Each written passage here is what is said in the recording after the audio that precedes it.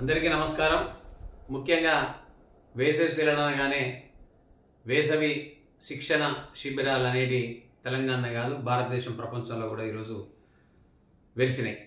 కానీ ముఖ్యంగా ఈ వేసవి శిబిరాలలో మనము మన పిల్లల యొక్క సంపూర్ణ బాధ్యతను తల్లిదండ్రులతో పాటు ఈ వేసవి శిక్షణ శిబిరాలు ఎవరైతే నిర్వహిస్తూ ఉన్నారో వారి యొక్క బాధ్యత. ముఖ్యంగా మన జిల్లాలో కరీంనగర్ జిల్లాలో మన కలెక్టర్ గారు శ్రీమతి పమిల సత్పతి గారు చాలా ముందు వరుసలో ఉండి ప్రభుత్వ విద్యాసంస్థల్లో చదివే విద్యార్థులందరికీ కూడా ప్రైవేట్ విద్యాసంస్థల ద్వారా ప్రభుత్వ సంస్థల ద్వారా ప్రభుత్వ సంబంధించిన ఎవరైతే అధికారులు ఉన్నారో అలాగే ప్రైవేట్ పర్సన్ సంబంధించిన కరస్పాండెంట్ ద్వారా ఉచితంగా శిక్షణ శిబిరాన్ని నిర్వహిస్తున్నారు. వారికి ముఖ్యంగా ధన్యవాదాలు.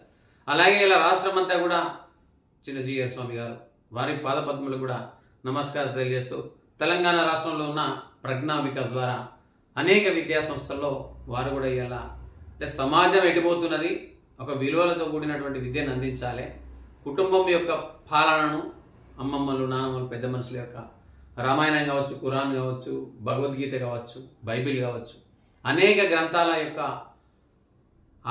ఆ గ్రంథాల యొక్క అర్థం అందులో ఏమి రాస్తున్నది, పూర్వీకుల యొక్క ఆలోచన విధానాన్ని, అలాగే కథలు, రామాయణాలు, మహాభారతాలు, అనేక సంబంధించిన పెద్దల యొక్క చరిత్రను, జీవిత చరిత్రను, జీవిత గాథలను అవన్నింటినీ కూడా ఈరోజు పాఠశాలలు నడుస్తున్న సమయంలో కేవలం పుస్తకాలు, ఎగ్జామ్స్, మార్కులు వాటికి సంబంధించినవి మాత్రమే నడుస్తూ ఉంటాయి అకాడమిక్ ఇయర్లో.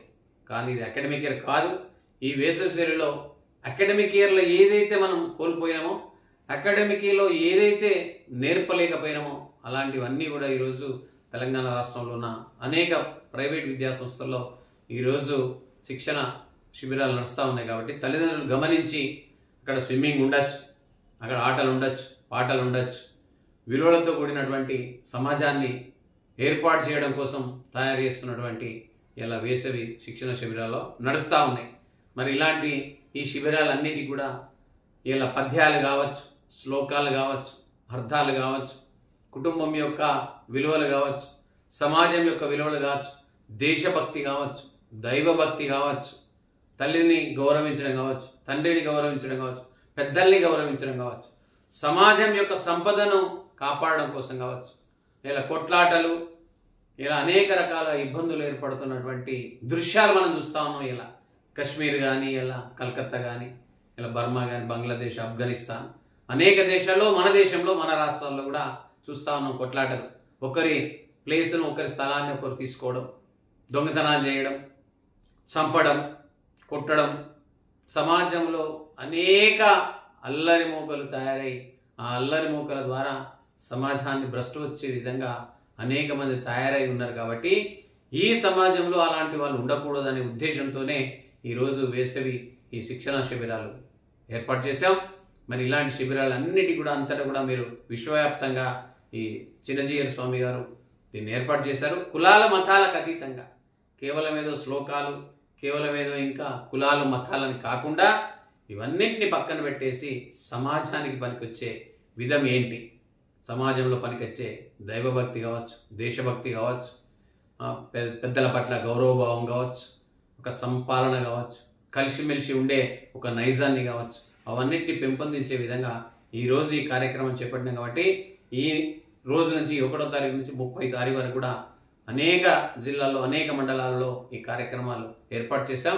మీరందరూ కూడా జాయిన్ చేసి తల్లిదండ్రులంతా కూడా పిల్లలు మార్పు సమాజం యొక్క మార్పే అని అనుకొని మీరందరూ కూడా దీనిలో ఈ శిబిరాలలో పాల్గొని ప్రత్యేకమైన కోర్సును నేర్చుకొని అలవర్చుకొని ముందు వరుసలో ఉండే విధంగా తెలంగాణ విద్యార్థులంతా కూడా భారతదేశానికి ఒక ప్రామాణికంగా, భారతదేశానికి ఒక ప్రత్యేకత విలువనిచ్చే విధంగా తయారు చేయడానికి మేము ముందుకు వస్తున్నాం. మీరందరూ కూడా జాయిన్ కావాలని కోరుతూ, నా పేరు యాదగిరి శేఖరరావు, ప్రజ్ఞా వికాస్ రాష్ట్ర అధ్యక్షులు అండర్ లీడర్షిప్ ఆఫ్ చిన్నజీఆర్ స్వామి గారు. Thank you.